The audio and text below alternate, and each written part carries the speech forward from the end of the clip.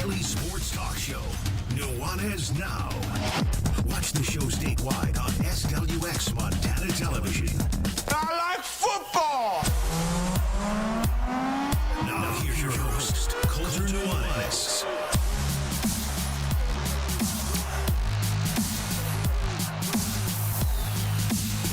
And 102.9 ESPN Radio. It's Nuanez Now. I'm Coulter Nuanez coming to you through the Grizzly Disposal studio here at the Missoula Broadcasting Company.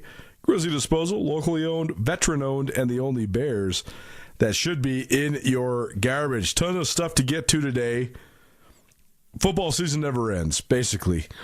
That's how it's been around here for most of the last, 9 years since I've been at ESPN Radio. But I think that the thing that is the most interesting conversation about Montana head coach Bobby Kennedy and some of the head coaching influences he has experienced, drawn from over his career as an assistant. He's been an assistant coach in college football for almost 35 years. Now he gets his first chance to be a head coach. Who's influenced him? Well, names like Joe Paterno, Joe Tiller, Mac Brown, David Shaw. Those will certainly turn some heads. So Ryan Tutel and I talked about that dynamic. Also, Brooks Nuanez will join us. Smart or Dumb, NFL draft style. Looking forward to this one. Certainly a really fun segment to partake in, as always. We'll also talk some NBA as we're almost to the Final Four in each of the two conferences, the Final Eight in the NBA Finals. Hour number 2, a Friday staple. Carolyn, the Chicken Doesn't Know Sports, will join us. We talked Mike Vrabel and Diana Rossini, of course. Why is nobody else talking about it? I don't know about nobody. A lot of people are. Why are the traditional news outlets, the journalism bastions of hope, what they should be at least, not talking about it? We talk about that. And also, Grizzly Cross to the national tournament for the 5th year in a row. They play Rhode Island on Monday morning. Jeff Safford caught up with Tucker Sargent, head coach of Grizzlax, earlier this week. We'll play that for you about 5:30. Nuanez Now, 1029 ESPN Radio. You want to stream it? 1029ESPN.com. You can also always use the ESPN MT app. You can also always use YouTube, Facebook, and Twitch. And if you want to get a hold of us, 406-888-1029. That's 888-1029. Ryan Tutel with myself and excerpt from the Big Sky Breakdown, talking all things Bobby Kennedy. The one thing I think that's interesting is that it's easy when you're moving from one coach to another coach to look at the downside or the things that maybe were shortcomings of the one. Sure, yeah. And then see all of the ways that those are strengths of the other and go, oh, this is great and wonderful. And I think there's a lot of that here. And I think, for those things you're pointing out of guys being, excited and happy and fun and enjoying, I think that stuff is important, critical. And you can play good football doing that. One thing though, we've always talked about the toughness, the tenacity, the discipline of Bobby Houck and that kind of stuff, the special teams. But I actually think that his absolute best trait as a coach was his organization. And that is the one thing that I am concerned with about Coach Kennedy. Not because I have any reason to think that he's disorganized, but because when you haven't done it before, even when you've been around it, when it's actually your show, it's like, say, driving a car, right? When you go to driver's ed and you learn all the things and you see all the things and you do the practice thing and you know how it goes. But when you actually get out and get on the road and are driving it for the first time, you're like, whoa, okay, this is different than knowing what to do and then doing it are two different things, right? And Bobby Houck's ability to put together minute by minute schedule for a week of 100 football players and 15 staff members of where they're going to be and what they're going to be doing. And this is what the practice is going to look like. And this is what recovery looks like. And this is when we lift. And this is when we run. And these are the meetings. And this is like, that stuff is really hard to actually implement and keep straight and do well. And until you're actually out there doing it, I mean, shoot, I'm my son's little league baseball coach, and we're coaching 12 kids, and we get out there and it's like, oh man, okay, we need to do something. What do we got here? And obviously this is not that, but I do think that Bobby Hauck did a really good job of keeping people on task, of keeping the organization the organization organized, right, and getting stuff done efficiently and well.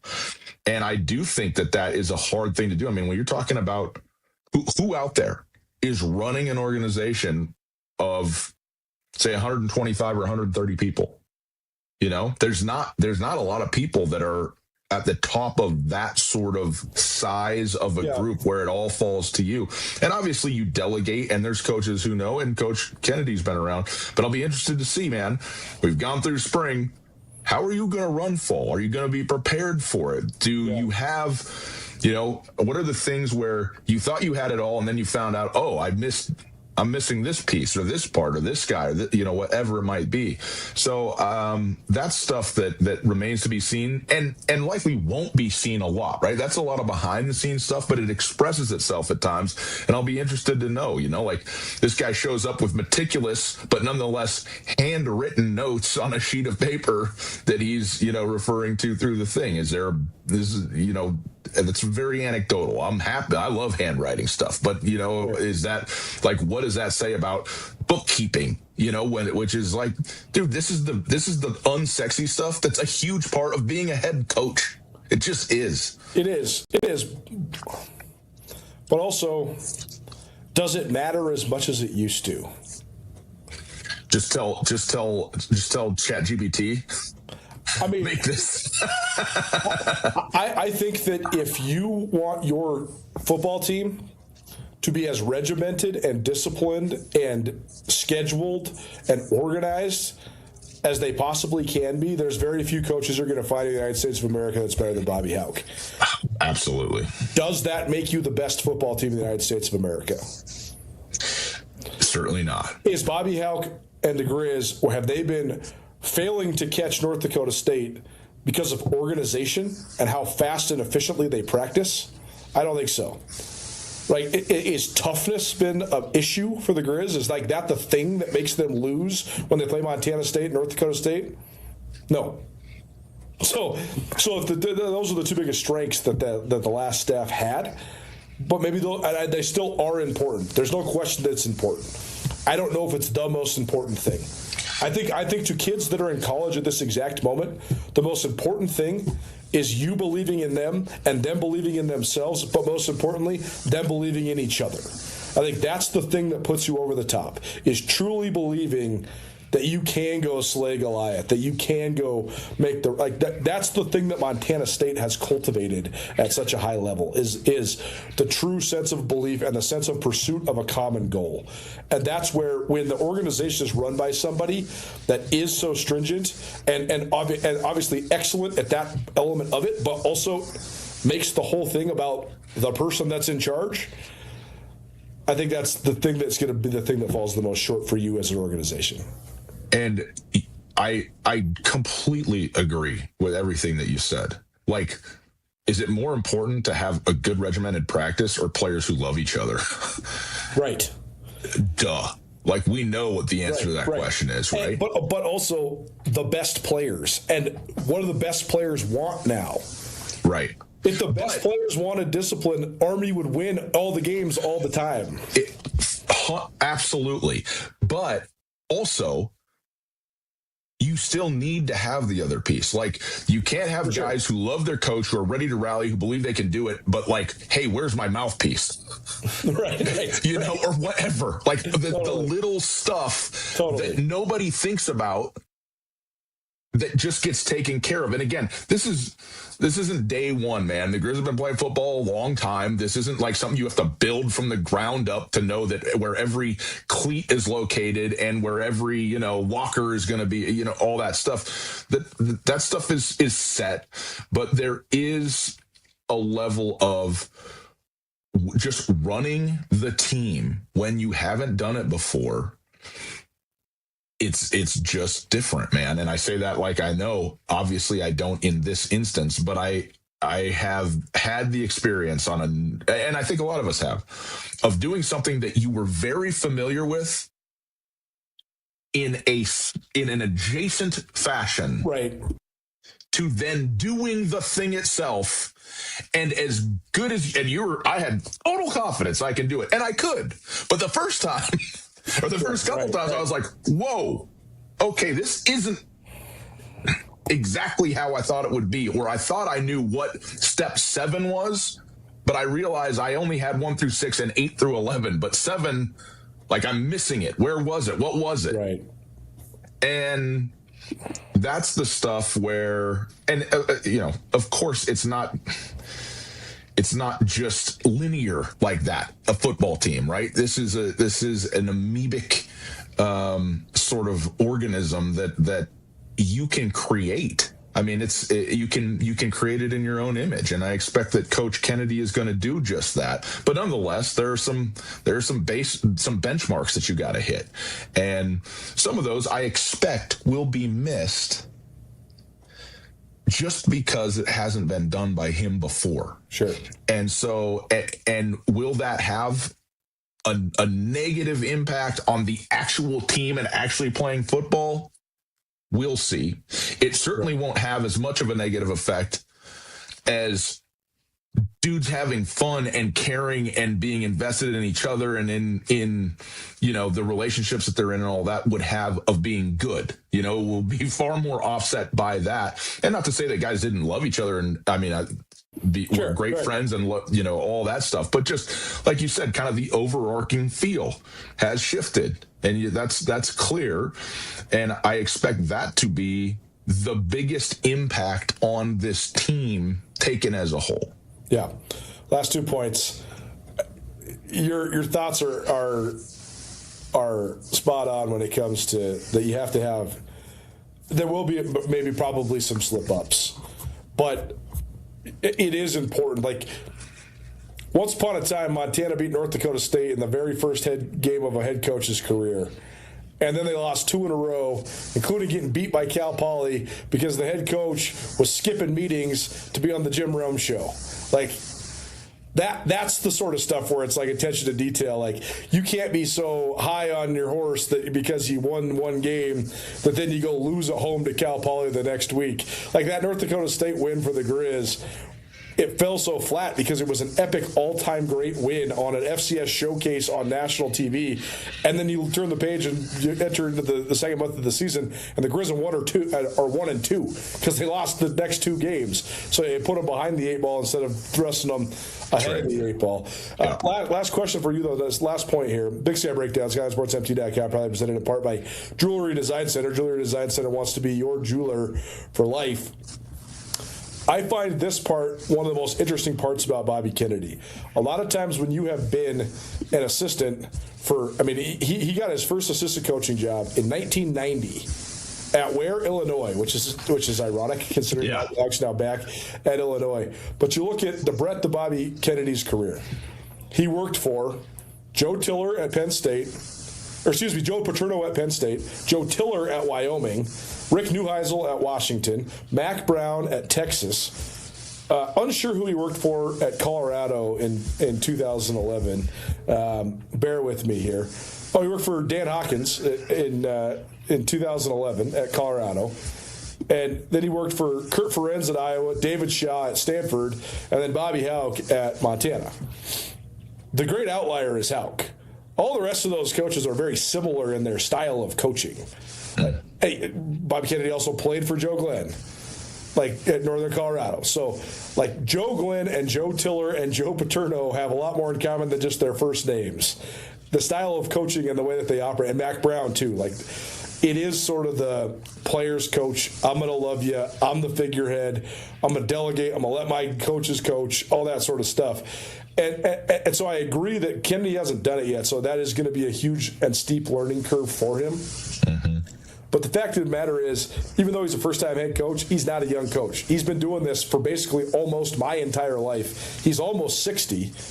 So he's been thinking about this for a really long time. And I guarantee you he's thought about, well, how do I implement parts of all of the people that I've worked for into this? And I think that the fact that a lot of those guys are pretty similar is something that is going to bode well to the continuity of what he wants to bring to the table and his sort of persona as a head coach. Mm-hmm. You're listening to 102.9 ESPN Radio, coming to you live from the Grizzly Disposal Studio at the Missoula Broadcasting Company. More with Ryan Tutel talking all things Bobby Kennedy right now. Yeah, I agree, and I think that he will do a very good job of that. And I think that going from spring into fall camp and into week one, I think there's going to be a pretty big hype train on Coach Kennedy and this team. But when I was talking about organization and having been really close to doing something but never actually doing it yourself, the time that's going to express itself at its absolute height is being an in-game coach as a head coach the first time you coach your first game. And everybody, the easiest thing to point at is stuff like timeouts, like controlling the clock. It can seem so easy from your couch sitting there looking at it, but it's like, do I want to call a timeout right now? We got 32 seconds left. It's second down. We've got one timeout. Is it now or do we run? Like, do we do a hurry up or do we, and how many times do we see guys who have messed up the clock and you're like, oh, it's so easy. It's so, get down there, bud. Put your headset on and come talk to me. Okay? Because you got no idea how fast that is happening in real time when you're trying to get plays in and figure out what's going on. Unless you know before the play, you're calling a timeout after the play. If you're trying to hit that mark every time in real time and the amount of situational possibility, just the plethora of circumstance that could eventuate in the end of any half or any game, and to try and do that when you haven't done that before, dude, that's I'm stressed. I'm sweating thinking about that. I mean, that is not easy to do, even though it at times seems simple and obvious, right? Mm-hmm. And I think those are the moments where we're going to go, hey, why are you running the ball in that spot? Sure. Because and the answer is, he's thinking about, this is the play that's going to work. This is the defense that we got. This is the line that we've got. This is the right play. But it's like, it's not the right play right now. You can't do that. And that's going to happen. Is it? Okay, so tell me this. The coach that I thought, what the hell are you doing this for? Or why the hell aren't you calling a timeout right here? The most about that I've covered in my whole career is Bobby Houck. Is that because I covered 150 of his games? Or is this just a matter of that's the coach I covered the longest? Or is that also a matter of... Certainly that's part of it. And I think, too... Here's the thing, though. I've never thought that with Brent Vigen. There's been twice where I was like, why did you do that there? Yeah. Because he's nails at that. And I don't know if that's because that's natural talent. Like, when he was a first-time head coach, I thought I'd have these similar concerns about him. I mean, he managed his first season, he got 100% on the test in terms of managing when to do what. Yeah. Well, the other way to mitigate that is just to be ahead by 5 touchdowns. Yes. Your timeouts become less critical when the third string is in riding this thing to a dub. Well, see, that's the other part I really wonder about, too, is that Coach Houck loved to manipulate the situation in every form and fashion that he possibly could. And when the manipulation worked to the T, they would absolutely avalanche people. When it didn't work, there was moments where, remember against Sac State it was 22, when Sac State came to Missoula and they won 28-21. Mm-hmm. But there was a sequence where the Grizz blocked a kick and they put the Grizz, the return went all the way down to the red zone, and then Chris Brown threw a pick on the very next play. And you were like, that was the moment that Coach Houck manufactured the momentum. And he's the one he's the maestro. The puppets are doing what he wants, and he gets the block kick, and this is where they're going to swing it, and they're going to get the momentum, and they're going to score, and then Sac's not going to be able to come back, and that's going to be the game. But then he throws a pick, and it is the game in terms of Sac State's favor. Like those moments, though, I don't know if that's going to happen as much because I just wonder. Like, I was trying to explain this to Sammy Kim a couple weeks ago. I actually think if the Grizz are really bad on defense, it actually helps them. Because I think that they have an offensive coach and all their best personnel are offensive, and I think that they're going to lean into just outscoring people. It's not going to be this, we have to win this certain way. It's going to be, let's just win however we can win. Okay. You're completely wrong, as usual. There is no world where having a bad or worse defense is better for you. I mean by Grizz standards. I don't expect the Grizz to be bad on defense compared to the rest of the terrible FCS like anytime soon. Oh, you're saying just if their defense isn't as good as in years past? And just by the standard of Grizz football. I mean, it's still not better. It's still not better for your team. There's no reason that you can't lean into your offense and still be nails on defense. I understand complimentary football. I understand possessions in a game, right? And now maybe if you're running a game with 18 possessions compared to 13 or 14 possessions, your defense is going to look worse or you're going to allow more points. That's all going to happen, okay? But no, you need your defense to be as good as they possibly can be. And then let your offense roll too. That said, emphasizing the offense and just going out and scoring as many points as you can and not sweating it if you do give up a score because you know you're going to go out and score one back or maybe two back. That all makes sense. Coulter, you cannot say having a bad defense is going to be beneficial to the team. What I mean is, like, there used to be the pendulum has swung so all over the place in college football, especially the FCS, and especially in the Big Sky. There was this moment in time between like Bobby Houck post 1.0, like when he left for UNLV, and then Eastern Washington and Montana State rose to the top of the league. There was like this 8-year span where I would liken it to a tennis match. All you had to do was break serve because there were so many great offenses in the conference. You aren't going to hold Eastern Washington and Vernon Adams. They're going to score 4 touchdowns, but you just got to figure out how to score 7. Like you got to win the set 6-4 or 7-4, and you have to break serve by getting a turnover or getting one stop, forcing one punt. And we had all those classic Montana State Eastern Washington shootouts where, like Eastern won in Bozeman 52-51.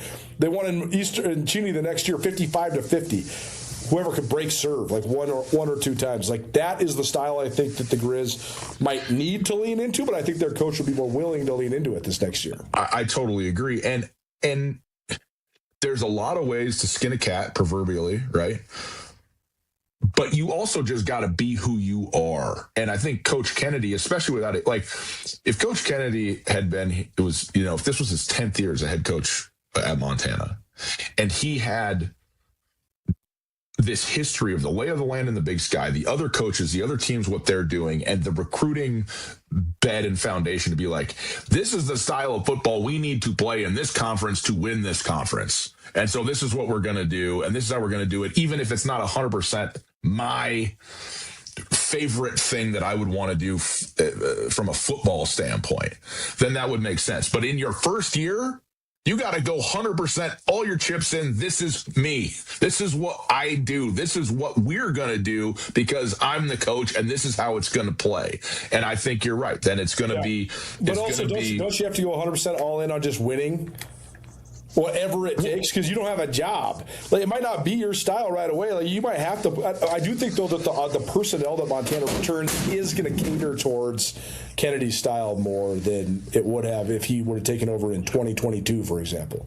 Yeah, I'm sorry your house is falling apart listening to you talk, but the rodeo picture in the studio fell off the wall. Oh man, no, I mean. Winning at all costs, winning no matter what. Yes, although I'm not sure where that isn't the case. I mean, even if you're, Dabo Sweeney, he really needs to win, whatever, like everybody. Yeah. But to your point, if you care, let's put it like this. If you care how you win, I think you got a real problem.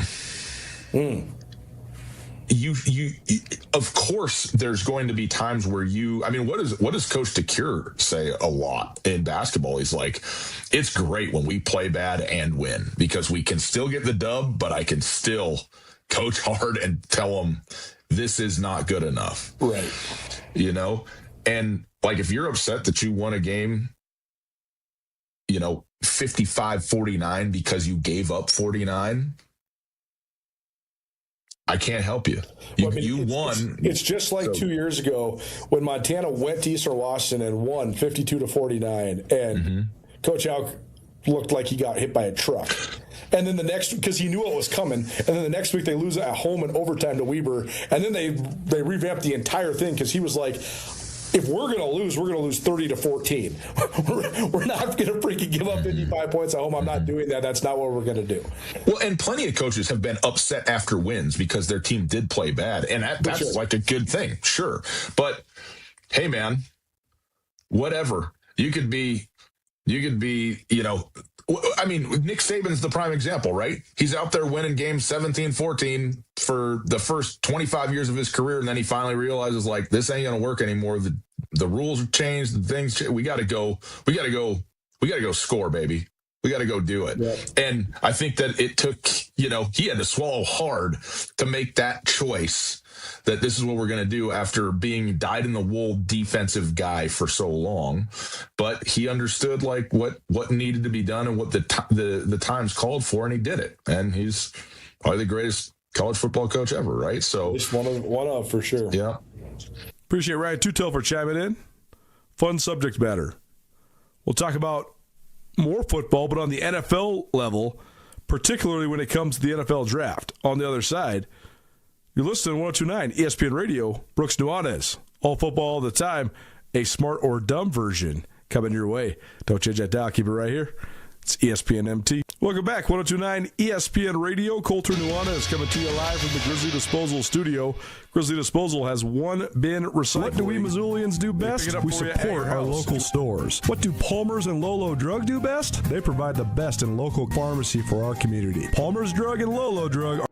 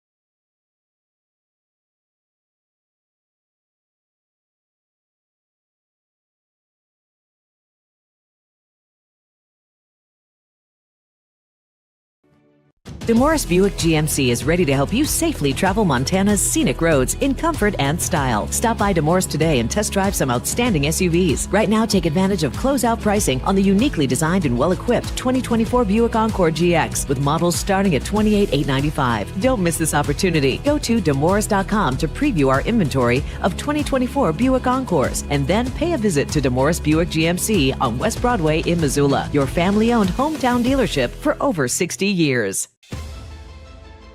It's easy to see why Montana is the treasure state. At the University of Montana, we look inside. We see an old truth with fresh eyes, that Montana's greatest treasure is its people. So whatever tomorrow brings, we meet it the only way we know how, with a mind for making. Because what's made in Montana is remaking the world.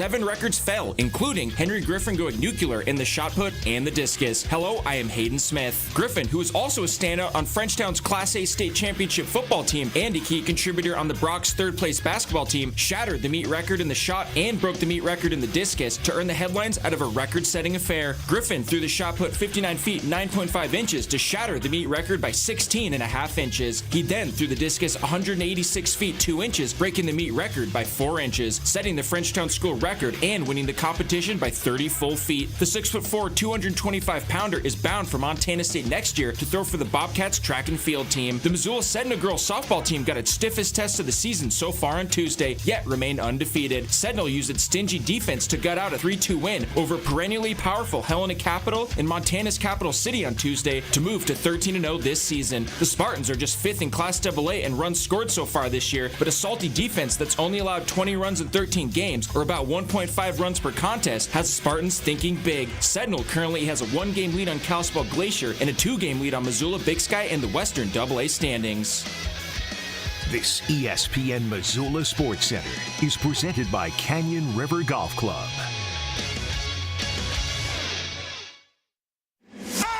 It's Nuanez Now on 102.9 ESPN Missoula. Watch the show statewide on SWX Montana Television. Welcome back, 102.9 ESPN Radio. Colter Nuanez coming to you live from the Grizzly Disposal studio. Grizzly Disposal has one bin recycling. They can pick it up for you at your house. If you want to add the service or make the switch, grizzlydisposal.com or 406-541-7171. Grizzly Disposal, the only bears that should be in your garbage. NFL draft played out. A ton of talking points. We have talked about it a lot here on Nuanez Now so far this week, but wanted to get Brooks Nuanez's perspective and have a little fun. That's right now. Well, football all the time, proudly presented by Sportsbet Montana. Brooks Nuanez joining us here in studio. Okay, we're going to play one of my favorite games. I never played this with you. I played this with Rajim a bunch. Played it with Two Tell Some. This stems from a Sports Illustrated from 2 or 3 years ago, where they basically did bold proclamations about the NFL. And we just would read the proclamation and just decide if that was a smart or dumb assertion. That's what the game is called, smart or dumb, NFL style. Fantastic. We'll start at the top of the NFL draft. I know you gave your 2 cents before, but now that it's actually solidified in, and it's a reality, smart or dumb that the Las Vegas Raiders drafted Fernando Mendoza. Yeah, I mean, it's the only option they had. And they had to draft a quarterback, you think? No, I don't think they actually had to. I just think that if you get a guy that is on your board that your entire front office believes can be a starter in the NFL, and maybe an impactful starter, I think you always have to take him, because you're not going to – the whole point of being at number one is to never be at number one again. Yes. And if there's a guy that is consensus number one that's a quarterback and you need one, you have to take him. I like Mendoza. I think he's a good player. I spoke earlier that it's genius that they got Kirk Cousins. Yes. Because if Mendoza doesn't have to play for the first 4-8 weeks, even his rookie year, I think there's nothing but upside for that kind of draft pick. What do you need Mendoza to do if you're the Raiders? Is just being a stabilizer good enough, or do you need him to become a top 10, top 12 type of guy? Well, who does he need to be as good as? Kirk Cousins in his peak. I think it's the comp. Yeah. And is that good enough? Well, that's not good enough to win the Super Bowl. To get you in the playoffs. It's not good enough to win the Super Bowl, but that doesn't matter for the Raiders. The Raiders haven't been good enough to win the Super Bowl in 28 years. Man. Since Rich Gannon and Charles Woodson. Yeah, you're right. Like 24 years. Yeah, since they traded John Gruden. Yeah, since that, they haven't been good since. And it's like, so if they can just be impactful even, it's a tough division. You're going to have a quarterback. I don't know what Mendoza's peak is, but I do think that there's some comps out there that are...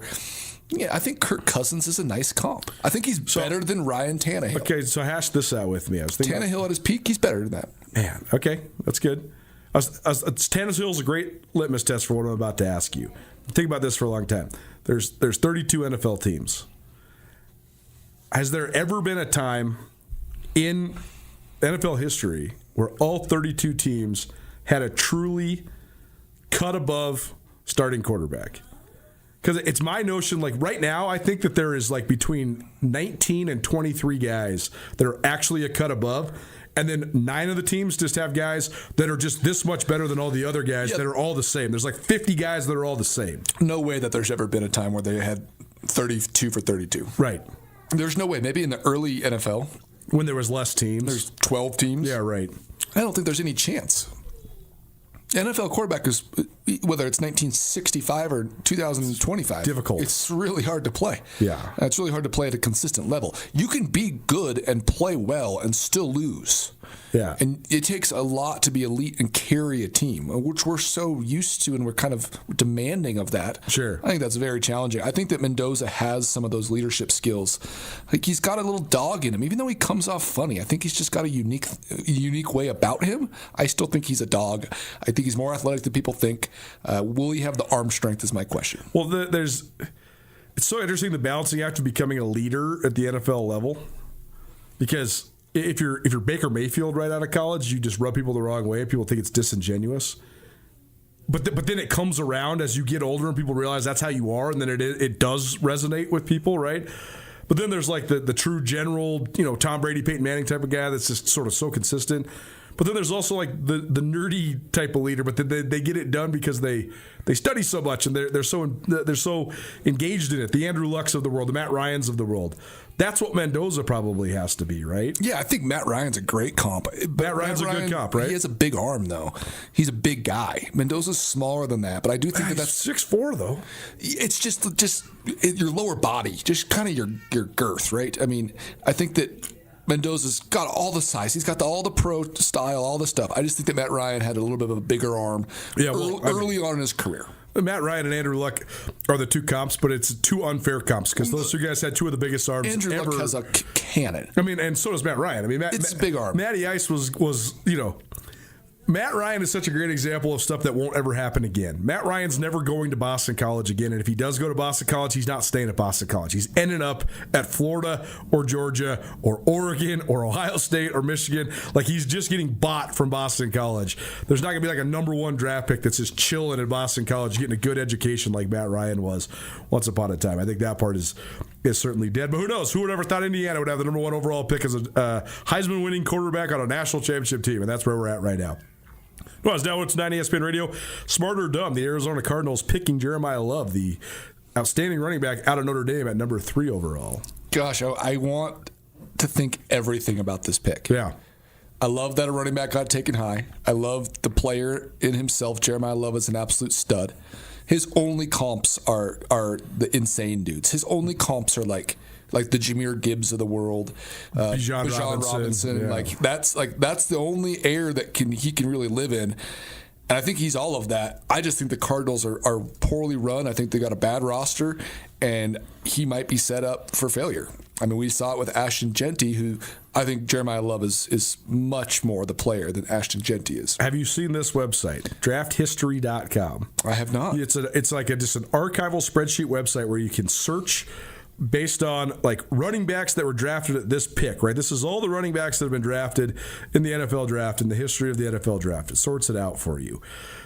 It's very handy for a conversation like this because you see guys, running backs that were drafted in the it's pretty slick. The top 10 are guys like Ashton Genty, Bijan Robinson. This is just recent guys. Ashton Genty, Bijan Robinson, Josh Jacobs. Jacobs was 24, excuse me. Saquon Barkley went number 2 overall. Leonard Fournette, Christian McCaffrey both went in the top 10 about 10 years ago. Ezekiel Elliott went number 4. So what does he have to like? How does he have to produce for this to be worth the pick? Is it Ezekiel Elliott? Is it Saquon Barkley? Is it Christian McCaffrey? I love the Saquon comp for Jeremiah Love, and especially because the Giants and the Cardinals are in a similar place. I actually kind of like the Ezekiel Elliott comp, just in terms of they're different styles. Jeremiah Love has way more juice, and he can catch the ball. People forget that Ezekiel Elliott had almost 2,000 yards from scrimmage his rookie year. Ezekiel Elliott derailed this thing because of himself, not because of his talent. Like he was nasty good for a couple years in Dallas. They just got eaten up by the Cowboys machine. But I agree. I think Saquon is an interesting. Saquon's probably thicker, sturdier, big. Well, yeah. I mean, he's 240. But Love like high steps like nobody, right? I mean, I don't know, man. I didn't really follow Notre Dame that much this year because I sort of have an aversion to Notre Dame. But I watched like a 10-minute highlight tape of Love. I can't really like. This is crazy. His comp is Eric Dickerson. Wow. With like the way he high steps and like gets loose in the open field and like the way how he looks like he's not running that fast and he's running away from everybody. He's so smooth, I guess. He's definitely not the deer that Dickerson was. Dickerson is all of 6'3". Yeah, totally. Jeremiah Love's like 6 foot. 6 foot, 215, 220. He's faster than people, I think, like you mentioned. When you watch him on TV, you're like, this guy's fast. He's a good player. It's like, no, he's running a 4.3. He's an absolute burner. He can catch the ball at as high a level as anybody. I mean, I think I think it's Christian McCaffrey, Saquon. I think that he's right in there. I mean, I think he's one of the best running back prospects of this generation of the last 25 years. I mean, I think he's right there. Yep. All right, Brooks Nuanez talking all things NFL. Smart or dumb? The Los Angeles Rams not only drafting Ty Simpson out of Alabama to be Matt Stafford's heir apparent, but also not trading out of the pick and just taking him right there where they were sitting at 13. A lot of people thought they probably could have traded down to at least 18, if not 20 to 23. Most mock drafts had Simpson going in the 20s. Smart or dumb, the Rams drafting Ty Simpson and drafting him so high? Dumb. I don't like it at all. Do you like him? I do not. Yeah, I do. I think that he is... It's a random pick by them. It's a random pick. So the reason that they did this, and this is the only way you can justify it, when I say it, you'll go, okay, that's fair. Their number one draft pick, where they took Ty Simpson, that's the Falcons pick. Right. They took Trent McDuffie with their first pick. Right. Which is a pretty darn good first pick. Right. Trent McDuffie would be the number one defensive back drafted in this draft if he were to be going out today. Right. He'd be over Caleb Downs. He'd be right with Caleb Downs.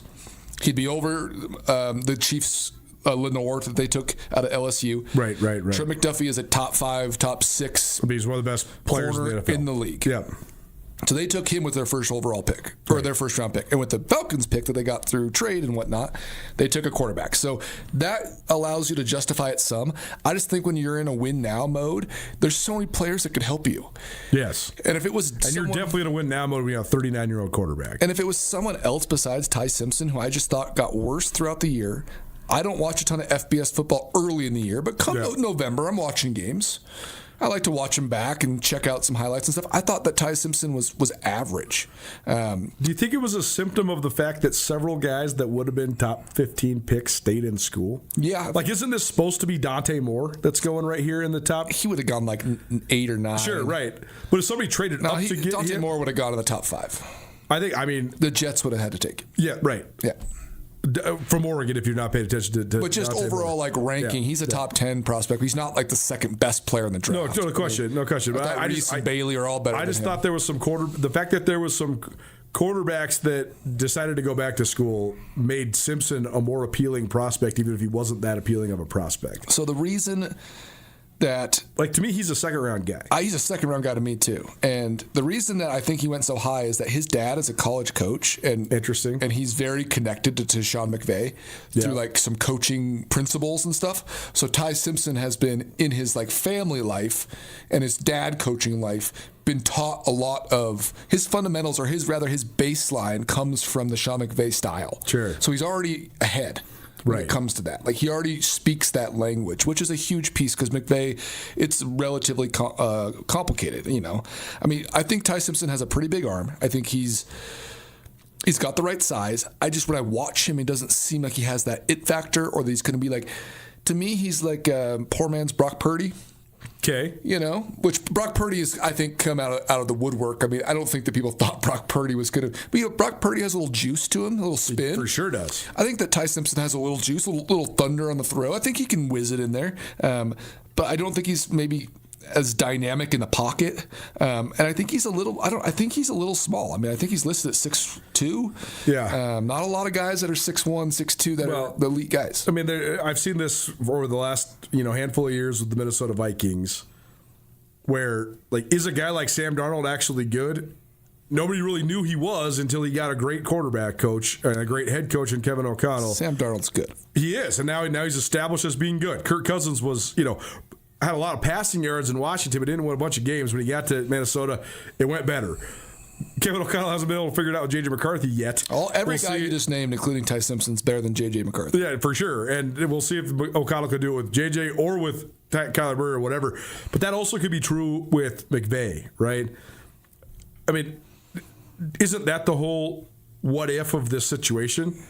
If McVay drafts you to be the guy that he wants to train under Stafford and you get to learn from McVay and Stafford, there's a chance that you're going to just outpace your own potential. Yeah, but if by all reports and if you watched the interviews and stuff, McVay did not want him. Man, this is where the NFL news cycle and all these NFL insiders, Diana Rossini and Mike Vrabel aside, just is so freaking out of hand. It's crazy, man. Who's Diana Rossini?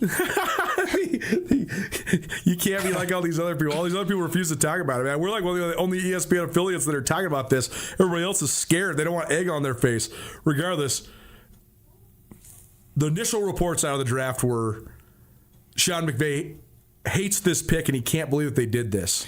And then they double and triple down about how Sean McVay has been cultivating this guy for years and how they've done interviews and one-on-ones and they flew him in for a top 30 visit and all this stuff. And it's like, okay, well, which report is right? And are you making the secondary reports because the Rams and Sean McVay got mad at you for the first reports? I think that's true. Yep, I do. It's like when Peter Schrager tweeted about how Mike Vrabel had been on the phone for 8 straight hours with the Patriots during the 4th and 5th rounds and then retracted his tweet and said, oh, I had that wrong. I got wrong information. Mike Vrabel has not touched the phone. It's like, which one's true here, man? I think the first report is the one that's true. Stick with the journalism, man. I totally agree with you. I think that McVay knows this kid, has worked with this kid, likes this kid. But I think his own statement was, well, heck, we'll bring Ty Simpson in. He can compete with Stetson for the third quarterback. Yeah. We got Jimmy Bennett. And we got Stetson Bennett. Ty Simpson can come in here and compete with Stetson. It was like, ooh, okay. Like, it'd be interesting to see if Jimmy Garoppolo retires or demands a trade or hangs with it. Jimmy's chilling. I mean, he's gonna make like $10 million to do nothing next year. So I typed in Ty Simpson comp. Guess what they popped up? What's that? Kirk Cousins and J.J. McCarthy. Oh boy! Here's what's crazy. I'm the most well-known Kirk Cousins hater that exists on the planet Earth. You really sure are. Yes, you are. Ty Simpson will never be as good as Kirk Cousins. I completely agree. Like I really just don't see it, man. Like almost every guy, even when they're like a reach, like a Mitch Trubisky, for example, or I'm trying to think of another guy. It's an example of a guy that was a big reach. Will Levis, for example. Even when you can see that they're sort of a reach, Cam Ward is another one of these, Anthony Richardson, like you can at least see how much they pop on film. Like as an NFL guy, you're like, oh, that's an NFL arm. Like the first time we ever saw Carson Wentz, for all of how much maligned Carson Wentz has been or whatever, first time you see him, like that dude's league, straight up. Straight up. I watched Alabama several times last year. I never thought that Ty Simpson was league. I totally agree. I didn't think he was as good as... I didn't even think he was as good as some of the other guys that went way lower. Like, he's not as good as Carson Beck. He's not as good as Trinidad Chambliss at Ole Miss. I agree. Like, all the guys I watched the college football playoff, I thought he was far down the list. He's not as good as the kid from Texas. Carson Beck could come in and make some noise. Who did he get picked by again? Cardinals. Oh, that's right. He's going to start. By the middle of the year, you have to think he's going to beat out our boy Beef Brisket. Jacoby Brissett is in trouble there, right? Jacoby's a good player, but he's a fine player. I think Carson Beck could actually make some noise. Yeah, that is going to be one of the most fascinating examples of how does a new age person fit in, because it's not about his personality. It's the fact that he makes $6 million in endorsements to be alive. To post on Instagram. Like, how much does the veteran D tackle who's fighting for his roster spot, how much does he want to be your teammate when he knows you're making 3 times as much as him to post on Instagram about a Bella Danger and stuff like that? Like, I'm not like an Instagram guy, but I usually would think that if you got paid $6 million to do Instagramming things, that you'd be a little cuter. But I don't know. That's just that's where maybe it's that's at. Maybe that's a hot take. That's what, dude. He's not the sharpest looking guy I've ever seen. That's why he's famous. Oh, wow. Because he's fugly. Wow. He's fugly and he has hot girls hanging out with him. Oh, that's why his Instagram is famous, man. It's exactly right. Okay, we got time for just one more. Brooks Nuanez, all things NFL. Smart or dumb, the Cincinnati Bengals trading the number 10 overall pick to get Dexter Lawrence, who is widely considered the best interior defensive lineman in football right now. I think it is smart, and I love Dexter Lawrence. I think he's an awesome player. Best interior guy, possibly. Best nose, best 3-tech, yes. Yes, for right. sure. Right, in terms of real nose. There might be another inside guy that I could mess with. Like, I love Jeffrey Simmons. Sure. Hard to say that Dexter Lawrence is better than Jeffrey Simmons. They play a different Totally style. different spot, right? Different spot. Yeah, no, there's a lot of guys that are like 3-tech, 5-eye type of guys that are as good or better than Dexter. I'm talking about the true. He's a true nose. He's a true nose. Yeah. His production and. I mean, I've heard a little bit about some work ethic issues. I don't really care when you're 6'5", 350. I don't really care about the quote-unquote work ethic because you can't be moved. But he is the best interior pass rusher in the NFL for sure. The numbers bear that out.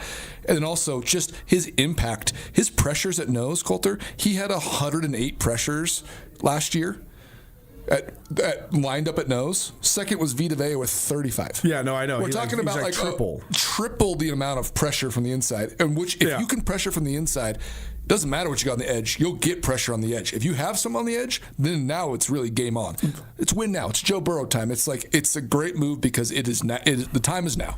Joe Burrow will leave if they don't win, and Joe Burrow might just retire in the next 3 years if it all falls apart. So you got to kind of do it. Yeah, as Andre Patterson, our good new friend, former defensive line coach for the New York Giants who coached Dexter Lawrence, said, a lot of times draft capital, especially in a draft like this where there's a lot of really good players, but at sort of non-profiling positions, like there's a bunch of great safeties in this draft, a bunch of great interior offensive and defensive linemen. Right. A bunch of good guards, but not a ton of tackles. When you know that the guy you're going to get at number 10 isn't a generational guy at one of the premier positions, you just trade him for a generational guy at one of the premier positions. 100%. That's what I said about Trent McDuffie. It's like you're playing with house money because if you get a first-round pick and you're trading a one pick, 2 is different. Yeah. Like Micah Parsons worth 2. That's a lot. Yeah. 1 first-round pick for an impact player that you have 5 years with, like I would do it almost every time. Brooks Nuanez here on Nuanez Now, 129 ESPN Radio. Thanks for chipping in. Good conversation, all things NFL. We'll do another one next week. Thanks for being here. Absolutely. Appreciate Brooks Nuanez for laying down some tracks this week. You heard from him Thursday and Friday. We recorded it in one session, but we just had a lot to get to, and it's always fun talking NFL late April, early May. That's what we're trying to do. All football all the time. Take a break, come back. What's going on with the NBA? How about one of the craziest runs the NBA playoffs has ever seen? That's next. Don't change that dial. Keep it right here. It's 129 ESPN Radio.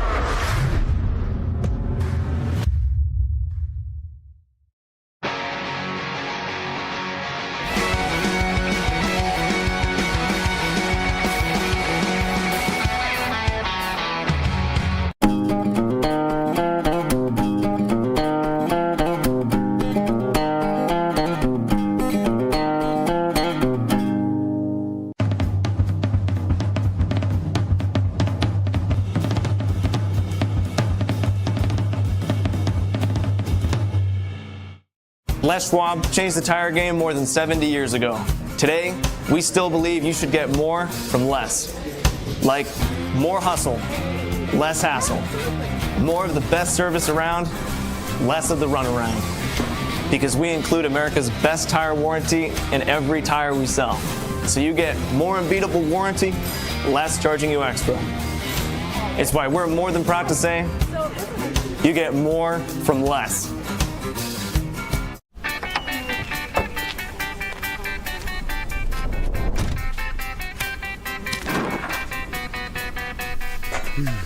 What do you expect me to say to her? She's getting married in 30 minutes. We're doing everything we can. John, can you hear me? John.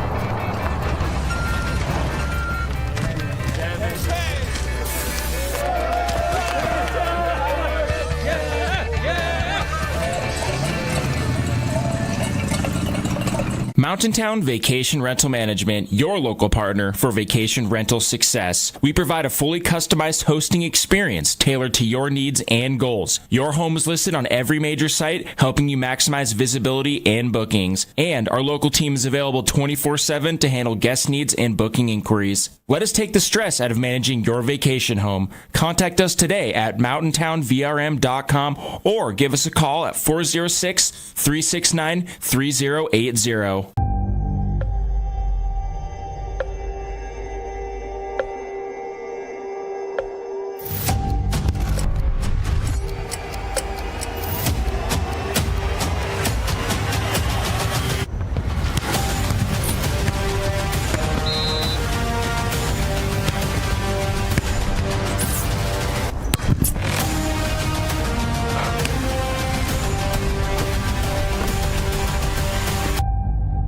Your jeweler for life.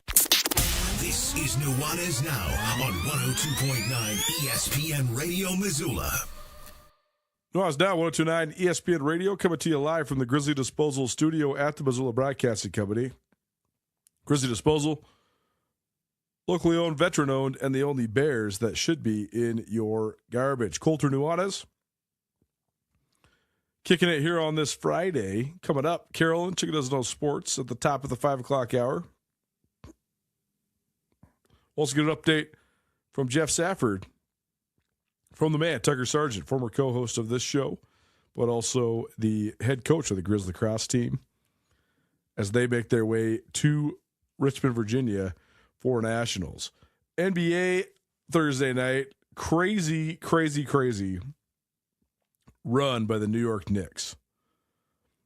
When I say, like, it's easy to, like, speak in hyperbole and say I've never seen anything like this. I mean, I'm not really sure anybody's ever seen anything like what we saw last night. The early, and then New York completely buried them. New York won the first quarter 40-15. They won the second quarter 43-21. They were up 83-36 at halftime. This game was 75-20 at one point. The run, all told, a 67-12 run. If you're doing math, that's 55 points that the Knicks outscored the Hawks by. And they won 140-89. So a nice little 51-burger victory for the Knicks to close out a series. I thought Atlanta had looked competitive and good and, like, maybe even equal to New York. For the last two nights, or I guess 2 out of the last 3 nights, the last 2 games, New York has been stellar, and they absolutely wipe Atlanta out. I don't know if we'll ever see anything like that again. Never say never, but are you kidding me? 67-12 run? Unbelievable. So New York into the second round of the NBA playoffs. The Thunder are through after they swept the Phoenix Suns. The Lakers tonight at 7:30 looking to close out the Rockets, but that game's in Houston. We'll see if Houston can close or can force a Game 7. San Antonio, the Spurs got it done in Game 5 to earn a 4-1 victory over the Blazers, so they are into the second round as well. The Magic and the Pistons play tonight. Magic up 3-2, but Detroit took care of business last time out. Magic had a chance to close out the series, but they couldn't do it. Cleveland and Toronto play tonight as well. Cleveland looking to close out the Raptors and move on. Knicks into the second round. And we'll give you updates on the other 2 games a little bit later on. Hour 1, the books. Hour 2 coming at you. Don't change that dot. Keep it right here. Carol and the Chicken Doesn't Know Sports to lead the second hour. We'll also hear from Tucker Sargent, the Grizz lacrosse coach. That's next. Keep it right here. 102.9 ESPN Radio.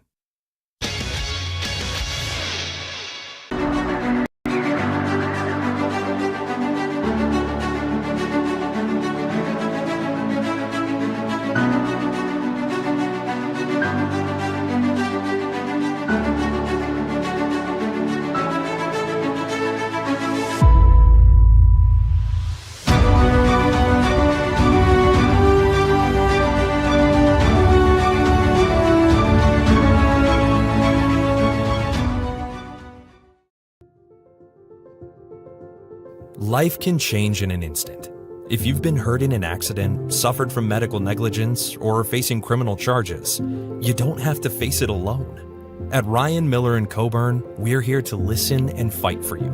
We're your neighbors, traveling across Montana to stand by your side as your link to justice. Real people, real help, right here in Montana. Ryan Miller and Coburn, your Montana attorneys.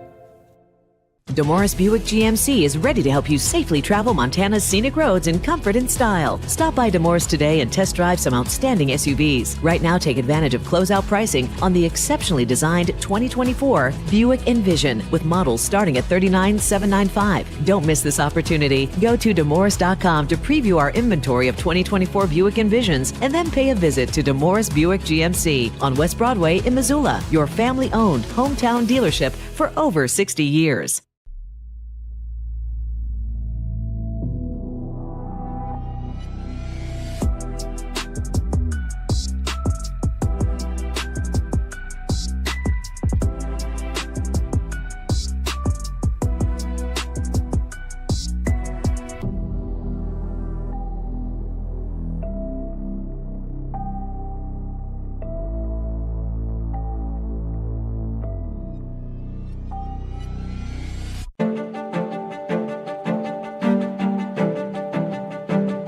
Life's about the journey, not the destination, right? Why can't it be about both?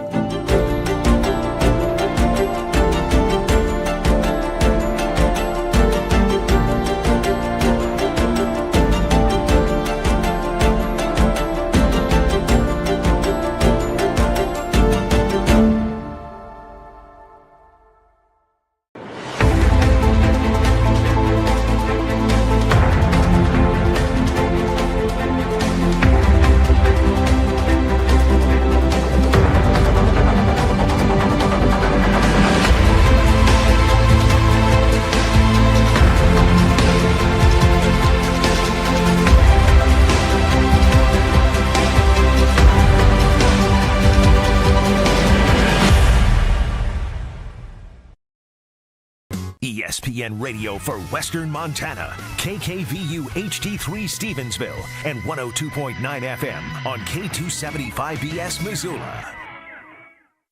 1, 2, 3. Nuanez Now on ESPN Radio. Well, for the first time in the history of Chicken Doesn't Know Sports, Carolyn did her homework. Congratulations. Good job. You caught me at the right time. See, if you catch me at 6:45 a.m. with my coffee and send me an article, I'm going to read it. Man, isn't it crazy how many text conversations you have when you're a parent between like 6:45 and 7:30? Yeah, this it's morning. The most convenient time to text before the children are awake. Yeah. Well, this morning I was going to text Ben something, and it was like at 6, and I'm like, oh no, this is not a good time. Yeah, it's so funny. My mom texts me pretty much every day exactly 7 o'clock. Oh, really? Waits until 7 just to make sure, maybe you slept in a little bit. And, that's cute. Yep, every day. Something from the news or something that's going on. Has she been texting you about the Vrabel Rossini? Well, she doesn't really follow the channels that are covering this. And now that I've actually dove into this a little bit, I made the proclamation last week that like one of my favorite podcasters, Bill Simmons, who's a Boston guy, he's a Vrabel lover, supporter. Diana Rossini has been on his podcast. He finally, last Thursday, touched on this for the first time. He was adamant to add that he does not know Diana Rossini very well and that he has only met her once in person. That's what he claims. He's like, what did I tell my wife again? Oh, yeah, that's it. He's like, she's been on this podcast many times, but I've only ever met her in person one time in Cincinnati at this one convention. And I'm just sitting there just laughing. But anyways, so Simmons touched on it. But then I really started thinking about it, and then I read this crazy article. And this is being talked about so much in the public sphere, on Twitter, on Reddit, on Instagram. TMZ was sort of late to the party, though. Like, in terms of actually traditional media reporting, this is such an example of 2026. I feel like most people in America right now know something about this story, and they have all gotten almost all the information not from ESPN or CNN or like anything like that. It's been like non-traditional sources or New York Post. The New York Post, exactly. Well, TMZ was offered the pictures first, and they turned it down. They turned it down. And New York Post posted them. ESPN said nothing about this for a full 14 days. CBS ignored it for a full 14 days. NFL Network has not touched it. On Saturday, so there was the report that Mike Vrabel was skipping the draft, the final day of the draft. Yeah. And then Pete Schrager, who's another sort of insider, he tweeted that Vrabel had been in constant contact with New England and that he'd be on the phone all day with the Patriots going through the picks. Then obviously somebody must have called him and said, we're going to kill you or something, because he then followed up and tweeted, following up on the Vrabel report, it was my understanding that Coach Vrabel was going to be in contact with the staff via phone or text. But I've learned that in the end, both Vrabel and the team ultimately chose to not interrupt him during his family time on day 3 of the draft. So in other words, Peter Schrager reported that Vrabel was always on the phone and then said, no, that's not happening. Somebody called him and told him to take that tweet down. Well, here's my theory on why the sports entities we're not reporting on it. Yeah. Because in the end, whether it's besides the affair, it's a bad look. It's a bad look for The Athletic. It's a bad look for all sports journalism. Sure. And I think they were just trying to be really careful with how they reported on it, because they obviously, Diana Rossini was getting information. Yes. That off the record information or pillow talk or whatever. Exactly. And using it.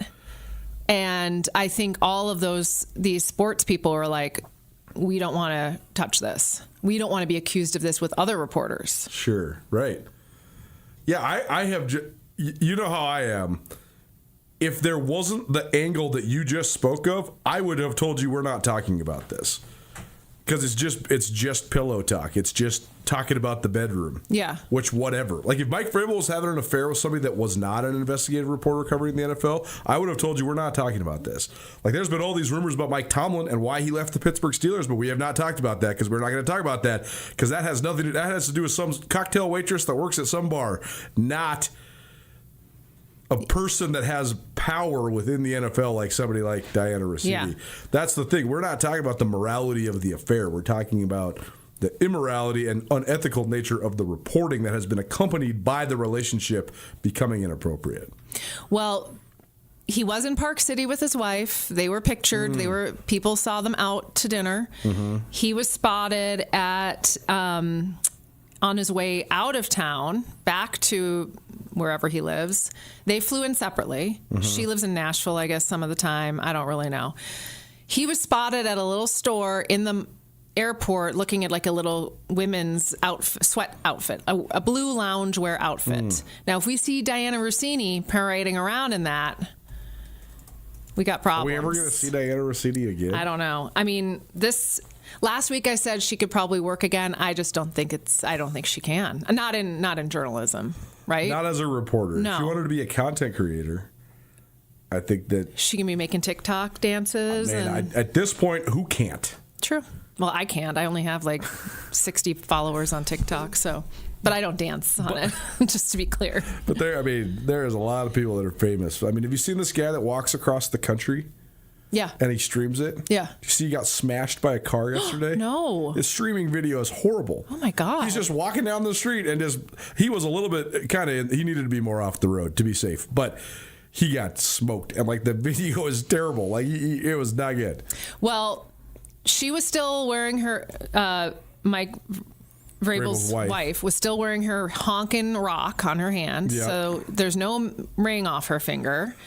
They were together for 24 hours, maybe 36 hours. Here's the harshest thing I could say. What would it actually take for somebody to divorce a person that has made over $100 million that's a $15 million annual Maybe salary? They have an arrangement, though. I mean, you don't know. There are people in that This is what one of my buddies says. One of my buddies says, what if both these people are just in open relationships or they just hate their partners, but they just don't want to get divorced because of whatever, because of finances or the agreement that they have or whatever. Children, there's all sorts of reasons. My buddy says they should just come out and say that. I agree. Just be like, hey, this is consensual between everybody involved, so stop judging me for your morality. This has nothing to do with my morals. Yeah.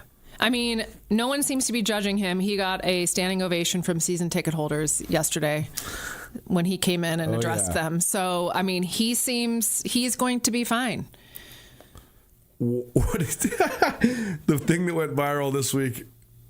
There's been like multiple things that have gone viral from this silly story. Stick it as those sports. By it's the way, not right? silly though. Yes, it's not. It's not silly. It's actually it's messed not. up. It's actually not silly because of just the questions that it draws for sure.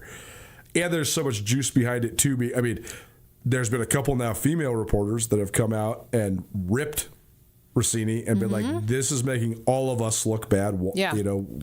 Why did you do this? And they're also like, why didn't I think of that? Man, Just I'm sure they did. But the playlist that Oh yes. So if the timelines are correct, which there's no reason to believe that they're not, this has been going on for six years at least. Mike Vrabel was the coach of the Tennessee Titans when this started, and then he had a hiatus from coaching, and then now he's been the Patriots head coach. And the Titans were good for a moment, bad for a moment. But when they were in the lulls of their bad, they went on a 4-game losing streak.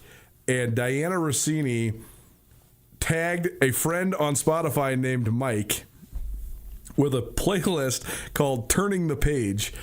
And it's just the worst playlist I've ever seen. I just can't believe it. Now, you didn't like the compilation of artists, and you thought that was a bad combo. And to me, a playlist is wild variety. Like, I will put on Britney Spears and the Grateful Dead on the same playlist. Sacrilege. Yeah, I mean, you should see my running playlist. Man. It's crazy. Well, okay, if you're going to have mixed match genres, you just can't have objectively awful music. Well, okay, that's fair. If the Black Eyed Peas appears on your playlist, it's already just an absolutely terrible playlist. Depends on the song. All of the Black Eyed Peas songs are just the lowest hanging fruit that just exists. I just cannot stand the Black Eyed Peas. I can't either, but there's that one song. That one song. Oh God, where they? It's like a test of intelligence. I know there's this one song that came out when Ben was like 2, and he would be in the car seat and he'd like sing along, and it has a special memory to me. But other than that, I agree. I do not like the Black Eyed Peas. You can't be going Papa Roach into some Styx, Beyonce. Then you go back to some Black Eyed Peas. You got some Pink on there. Like, I like Pink. You can have a Pink playlist. You got to have other music that's like that. You can't have Styx on there with I Pink. disagree. Guns N' Roses. Was it Mr. Roboto? Or was it Come Sail Away? Oh. Okay. Renegade. Listen. Which obviously she doesn't know the Steelers thing either then. Because you can't be saying that's the Steelers song. Oh, is you can't it? be saying the Steelers song of the Titans. We don't know. Maybe he told her he wants to work for the Steelers. Man. We don't know. We don't know the meaning behind some of that music. The meaning. Ah, man. Well, I'm just saying, the worst part of all is that people can see your playlist on Spotify. Yes, it's true. Here's the thing that's going to be exhausting about this. Is that this is not... It's April. Like, it's only May. Football doesn't even start till September. This is going to be a story all summer, but then it's also going to be a story all season long. Mm-hmm. If the Patriots do great, the reporters will be asking, like, how did you overcome such crazy personal strife? And if the Patriots do terrible, this is now a distraction, and this is going to be the thing that they blame it on, and it's going to be wild. And this is also going to affect how I think all coaches, but him specifically, interact with reporters. Oh, yeah. Because he's going to have to be very careful with how he is interacting with female reporters specifically. But, like, people are going to be keeping an eye on that. Man, you got to just do, like, the group thing. Or just not have an affair. No, totally. But like I was thinking about this on Saturday in Bozeman. I was like, I won't name names or titles or whatever, but I was like with a bunch of people from Montana State Athletics and also a bunch of people that work in the media, both male and female. And I was thinking to myself, like, this is how you do it. Everybody goes out in like one place together, and then we're all just talking about football, and like nobody's thinking anybody's doing it. It's all good. We're all just hanging out, safe. Like common ground. Yes. Everybody's together. It's all good. You know. There's just a buffer there. It's just so much different than canoodling in the pool. Yeah, I mean, that is a 6-year relationship, though. So that's, anyway, we'll see how this all shakes out. I mean, I feel like every week there's something new coming out. It's crazy. I really would like her husband to do a tell-all. Man. Don't you think he's going to not do anything or say anything until the smoke settles? Oh, for sure. Because it would just reignite, just gas on the fire. Yeah. I mean, Or maybe you just pour gas on the fire right now and just let it go. I would like him to get a good settlement of some sort. Right. And maybe, but like you said, maybe they all have an arrangement. Maybe he just knew. Doesn't care. Maybe. I mean, there are people who do that, and that's their business. One of my other buddies thinks he just sits in the corner. The husband? Sorry, it took me a minute for that to register. Interesting. There are people. Look, again, I've said it before. I won't say it. I'll say it again. I don't kink shame. Have you followed the J.P. Morgan scandal? No. Oh, we're going to learn about this after the show. This cannot be talked about on the show. It will not. If you want to know, you can go look it up yourself. Check it out on Sports 102.9 ESPN Radio. All right, what else you got? All right, let's go back to the draft because I'm so confused. Okay. So there was the draft, and they had the videos and all the people there. And then they were calling people from. So were the boys being drafted not there, or is that only the first round? So they used to invite between 30 and 50 of the top draft prospects. Okay. But the first 2 or even 3 rounds of the draft was the first day. Okay. They would do it like all day long. Now, like Thursday night is just the first round. It's just a primetime event. And how many people are in the first round? 30. And those or 32. And so the thing that happened was they used to invite guys, and they would be there, and they wouldn't get drafted. Yes. And that's one of the big draws of watching it. Is watching like this happened. Aaron Rodgers was supposed to be the number 1 overall pick, and then Aaron Rodgers sat there for like 4 hours before he finally got drafted by the Packers. And like the drama behind it and how mad he was just pure cinema. Yeah. And people stopped going though because guys would get invited and they're like, "Well, I'm literally not going to go now unless I 100% know. Like I'm not going to just get completely embarrassed." So how many guys show up to the draft? Now I think they probably invite like 20. Okay. And there hasn't been a guy that didn't get. That's not true. Will Levis didn't get drafted. Will Levis got invited. He was supposed to be like a top 10 pick. He didn't go to the 3rd round, so he got totally embarrassed. What's his name? Oh my God, the guy who coaches Colorado's son. Oh yeah, he sat there forever. He sat there. He didn't get drafted. For days. Yeah. Was he there or was he at home? He was at home. Okay. Yeah. All right. So I was just confused by that because I saw the whole thing. We talked about it last week, and then over the weekend, I'm like, why are they in their living rooms? Right. Okay. So, Diego Pavia. Yes. He was one of the. How many people are up for the Heisman? 4? 3? Depends on the year, but between 3 and 5. He was up for the Heisman, did not get it. From Vanderbilt, yep. Had a horrible reaction to it, a total brat move. And then went out and got hammered. Got hammered, made a scene. Did videos talking smack about Mendoza. Oh, my God. He flashing his chain. He last week, 2 weeks ago, said he is not going to have an agent because no one should take his money, 5 or 10% of his money. How's he going to negotiate his contract? Well, he went undrafted. Yeah, I know. But he got picked up by the Ravens. Yes. Yesterday, and it was a undrafted free agent. Yeah. So he'll make league minimum. Yep. He was making more in college. Way more in college. There's no guarantee. This is what baby Gronk is going to turn into. Probably. This might just be what everybody turns into. What do you mean? Just a brat? A huge freaking brat? No. A look at me Instagram influencer. Well, yes. I think there's a lot of those out there. However, league minimum in the NFL right now, by the way, $780,000. I mean, it's not bad. No, it's not. He didn't get drafted. Did you see his draft setup? He had every hat on his table. Oh, man. He thought he was going to get drafted in the 2nd round. I thought it was hilarious. Pavia, by the way, was making $1.5 million at Vanderbilt. So yeah, taking about a 50% pay cut. 50% pay cut. There was a guy that got drafted that never played football before. Indeed. To the Eagles. Have you seen this man? Yeah. Wow. I didn't even know it was possible. You could just be drafted. Genetics play, man. This guy he's built for it. Yeah. This person is insane. Well, I thought it was hilarious that Diego did not get drafted. I guess I'm happy for him that he got drafted to the Ravens, but there's a video surfacing of him over the weekend after he did not get drafted down in San Diego in Tijuana at a strip club, just throwing money at dancers. Amazing. And by dancers, I mean They do a lot of things. Entertainers. Entertainers. Yeah. Okay. Uar Bernard, by the way, was the number. Yes. Was the man from Nigeria who got drafted, even though he's hardly played football. He at the NFL Combine basically broke the internet. He checked in at 6'4.5", 306 pounds with 3% body fat. I'd never even heard of that. I didn't even know that was possible. I did not know it was possible to weigh over 300 pounds with 3% body fat.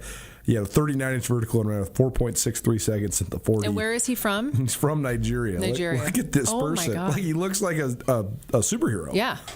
Well, he is a superhero. I mean, think about it. You've never played. You just go and try out for the NFL and you make it. Man. I love it. So there were just so many great stories. There were like these really cute, like these guys just calling their best friends from childhood, crying. I mean, all weekend I was just watching draft videos. My family's like, what is wrong with you? But there were a couple of funny ones. One was Drew Aller. He, I don't know what college he played for, but he grew up a Browns fan, hardcore Browns fan, season ticket holders, family. Like, he got drafted by the Steelers, and he refused to put the hat on. Drew Aller, by the way, Penn State quarterback. So he went to Penn State, gets drafted by the Steelers, and he still can't put the hat on. Now, it's funny, but you not want to play for the Steelers? They're one of the best franchises in the league. I think they're big rivals of the Browns. I don't know. Oh, yeah, he grew up a Browns fan. Okay, that makes sense. They are. They're great. Good job. They are great rivals of the Browns. Thank you. Thanks, Instagram. So he... I thought it was funny at first, and then I was like, okay, you ungrateful brat, put the hat on. Now, if I was drafted by the White Sox, I would have a problem. But if I was making however many millions a year, I'd put the hat on. I'd become a Sox fan. Chicken Does No Sports here on ESPN Radio. So, okay, any more draft stories? Because I have a question. I have one more. Okay. So, Carson Beck, your favorite guy, Miami quarterback, he got drafted in the third round by the Cardinals. My brother was wondering about this because Carson Beck is one of the highest paid NIL athletes ever. Part of it's because he went to Miami and he's been involved with several very attractive and one sort of controversial entertainers, if you will. And he makes a ton of his money by being like an Instagram influencer. Brooks wants to know why this guy can do this when he's so ugly. And I was telling Brooks that that's actually like the part of it. It's like the way of the world. What do you mean? He's ugly and he's got hot chicks, and that's why his Instagram is so famous and popular. He's got hot chicks because he's good at football and got famous. If you're ugly and you're famous, you can get hot chicks. Right. I also think if you're ugly and you don't think you're ugly, you can get the hottest chicks. I think that's true. You have some aura, and you just like and there's nothing wrong with a little self-esteem. Put it out there. I don't think he thinks he's ugly. I don't think he thinks he's ugly. So, but I feel bad saying that, but he's ugly. No, who am I to talk? But he's not conventionally good looking. Yeah. Maybe these hot chicks see something in him. Maybe they like his personality. Well, it's kind of the way of the world these days, right? Yeah. I mean, honestly, though, if you're famous and have money, it doesn't matter what you look like. True. Just saying. I mean, I would actually honestly argue that if you just have like great bravado, that's like the number one ticket to ride. I love that. I mean, I agree. Yeah. But not too much. You need to have the right. It's got to be the right balance. Authentic confidence. I think that's the number one thing you can do if you want to get chicks, girls. What were you gonna say? Okay, one last draft story. Okay. Peter Woods, 29th pick by the Chiefs, bought his mom and his sister each $200,000 Maseratis the day after the draft. Now, Hayden informed me he made a lot of money in college, and that is great. Mm-hmm. But these two particular automobiles depreciate so much in the next 2 years. Like, he won't even be able to sell those for $50,000. Right.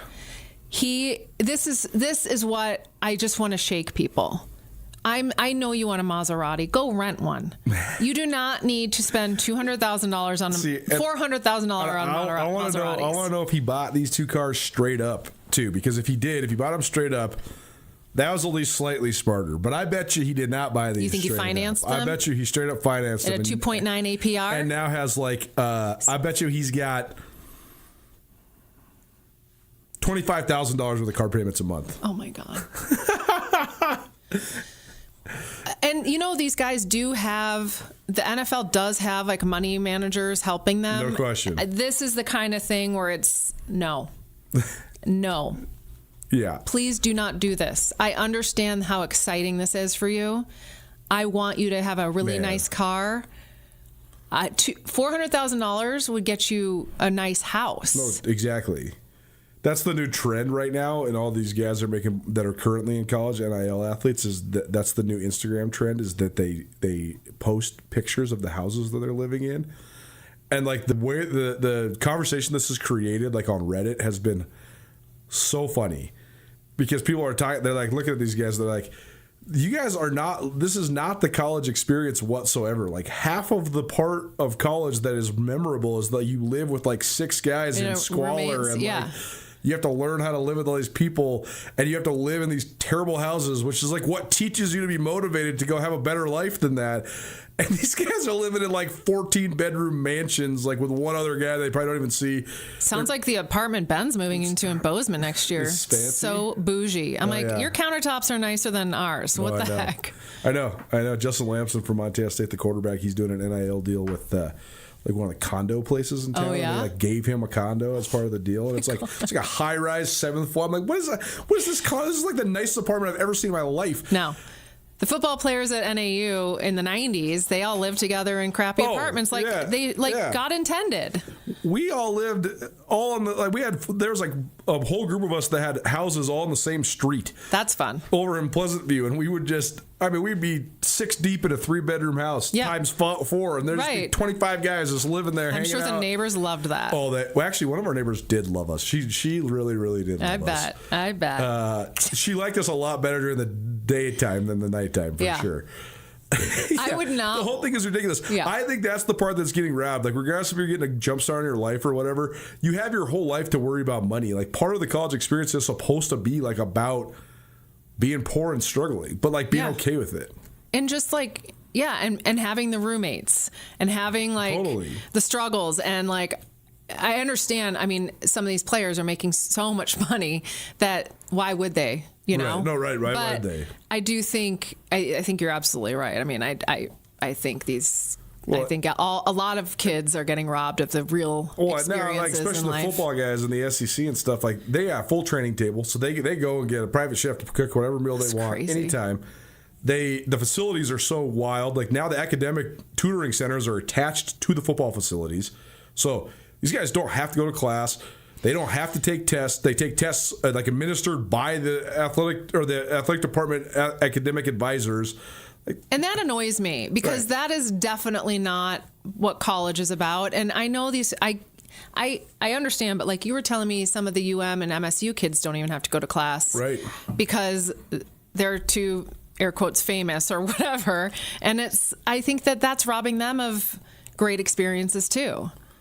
I've heard stories of get to class, Taco. I've heard stories at both schools though of guys like getting mobbed. Like it's too uncomfortable experience. But I also just can't see young people doing that. I don't see kids doing that nowadays. No way. They're like, oh my God, it's so and so. Yeah. I don't see that happening. No. Maybe at a bar. I still just don't see that happening. I know, I don't either. People are so scared to talk to each other in person. It's so true. I can't imagine they're going to be like, oh my God, it's Eli Gilman. I don't think that's going to happen. I don't think so either. I think if you want my opinion, I think all of these 18 to 22-year-old people are so stunted that they do not know how to interact. So if someone did come up to them, they'd be like, "Oh my God." I'm telling you, this could be an award-winning documentary 25 years from now. Ugh. Like the guys that were on the front end of the NIL and then what they became in their lives. Are we going to make this doc? I would love to. Let's do it. Like I can't wait to see it because like I think that for some people this is going to really accelerate them and make them incredibly successful for all of time. And other people, it's just going to be like, man, this guy made $500,000. And now he still works at Avis Rent-A-Car and makes $47,000 a year. Which is totally fine. It's totally fine. But you go from it'd be so weird though. Yeah. Like the I remember back in the day stories are going to be I was going to say, right? It's like those reliving, the glory years, like those, like Uncle Rico. Man, I just can't imagine. I actually think it's crazy how little we've heard of guys getting in trouble. since all this money like infiltrated. Like, do they just know how to protect themselves or keep themselves? Well, I think they're not doing anything. I think they're not going to class. They're not going to bars. I mean, half of them are engaged or married. Like, if you would have given the Grizz or Bobcat football team this kind of money, and these guys aren't even in Missoula and Bozeman are not making crazy amounts of money, but it is like extra money. Yeah. But like that would be wild. Like, they would be so out of control. Like, it would be a huge issue. The Fox Club would be going off. I mean, it was when guys had $4 to their name. I mean, it still is. Let alone if you got extra $10,000 in the bank. Yeah, Crazy. we say this all the time. I just hope things change a little bit because it's not gonna, though. It's human destiny. It's human destiny to ruin everything. I just finished this book about this trad wife influencer who goes back in time. I don't know how to describe it without spoiling it for you guys because I know you're all going to want to read it. But the point of the book was basically she gave everything up for being, like online in this modern world and went back in time and said, we're going to live like we live in the 1800s. Sure. And I was like, oh, I want to do that. Yeah. But in the 80s, 1980s. Right. 1984. That'd be great. How about 86 for the Bears? Well, I texted you the 85 for the Bears. Or 85, sorry. I texted you that clip from Twitter about that 1984 being the greatest year ever. Yeah. Because it was like all these awesome movies. It was like the height of Eddie Murphy, the height of Michael Jackson. The Olympics were in America. There was all this other stuff that was going on. But like it was peak pop culture because it was like when music videos were at their height. It's when MTV like launched. Yeah, totally. Yeah. Yeah, and you'd have all. I mean, you could go to the movie theater. You could see a comedy or a drama or an action movie, and like they're all. Terminator came out that year. Beverly Hills Cop came out that year. So good. It's a great year. Yeah, it was a great year. Man, let's do it. Okay, last story. Check it out, No Sports. You got to tell them about the people that are helping us do this. Freedom Solutions. I actually remember the script today. Good job. Montana summers are heating up, and so are your energy bills. What if you could cool your home with the power of the sun? Cool. Introducing solar-powered mini splits from Freedom Solutions.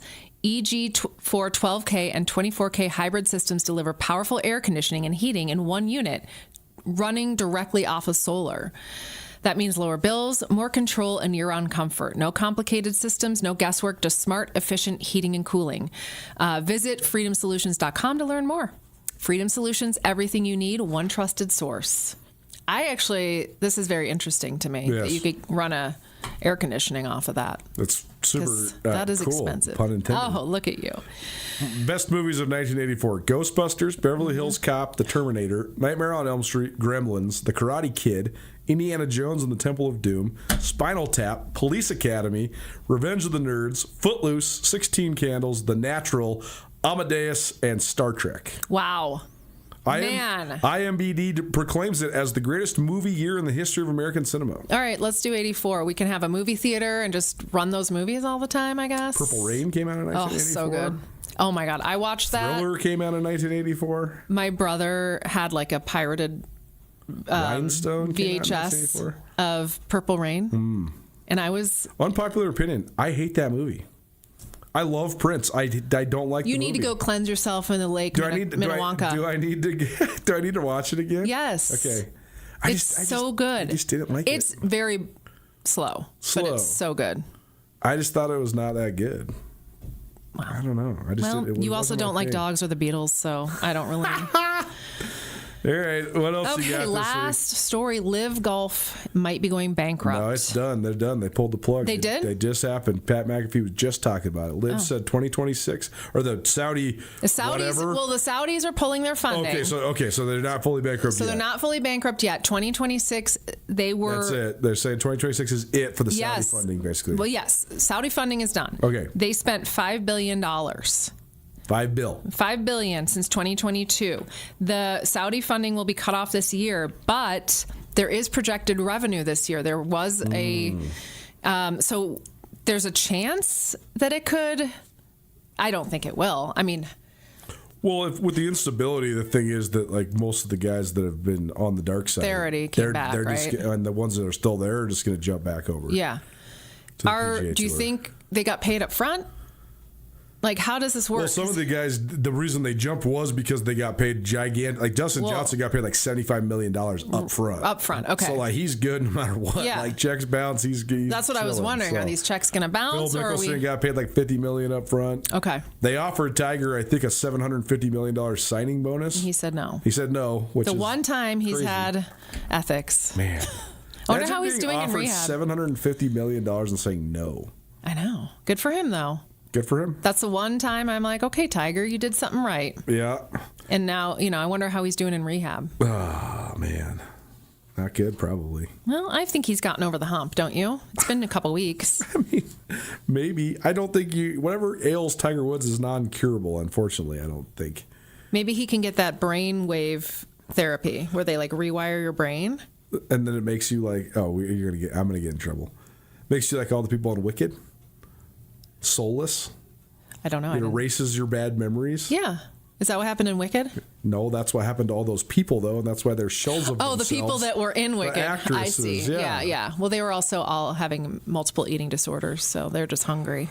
There's nothing more sad to me than the demise of Ariana Grande. I know. Just like, I can't even get into it. I know. I'm sorry. It's just so bad. She was so awesome and like the hottest girl that ever lived, and it's just not anymore. No, but she got away from Wicked's done, so maybe she'll come back. Man, hopefully.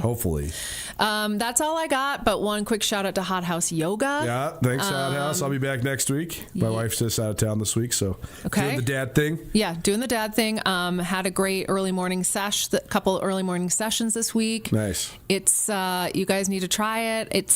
It's getting busy in there. I'm constantly impressed with everyone that shows up and sweats. So give it a try. Visit hothousemissoulayoga.com.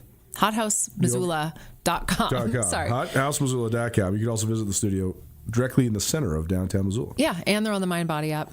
Give them a try. Check out Sports here on this Friday. Turn the page. Tucker Sargent, great friend of the show. Turn the page? What? That was the title of Diana Rossini's Spotify playlist. Look at us. Tucker Sargent, head coach of the Grizzly Cross team. Next, they're on their way to Nationals on the other side of the country. Jeff Safford's got the scoop. Don't change that dial. Keep it right here, 129 ESPN Radio.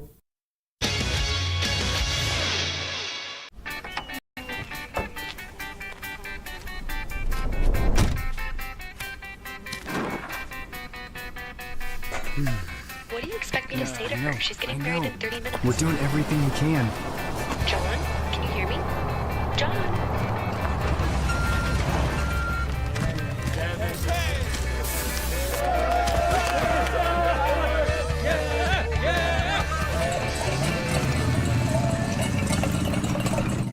At Shields, we're anglers, endlessly seeking and refining techniques. We're hunters and storytellers, because we've been out there. We're experts that put products and gear to the test, so we can share that knowledge with you.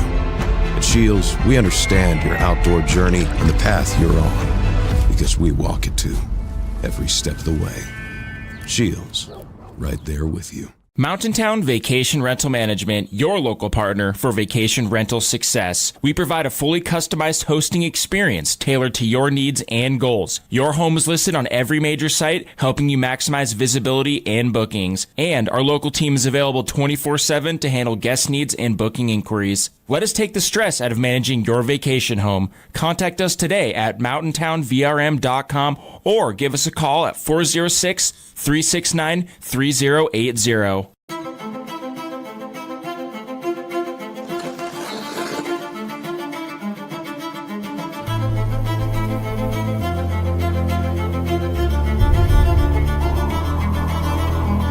The rare moments in life, they're not just few and far between.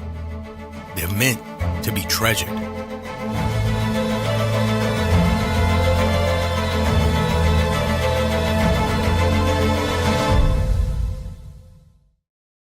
Bring the whole family to the Stone of Accord for a wonderful brunch. From traditional comfort food to eclectic specials, there's something for everyone to enjoy. And it wouldn't be a proper Missoula brunch without an Irish coffee and a mimosa. The Stone of Accord, Irish fare with Montana flair. Restaurant, liquor store, and casino. At the Stone of Accord, we use the freshest ingredients to create our homemade traditional Irish classics, fresh salads, and creative specials. Come enjoy our warm, family-friendly atmosphere.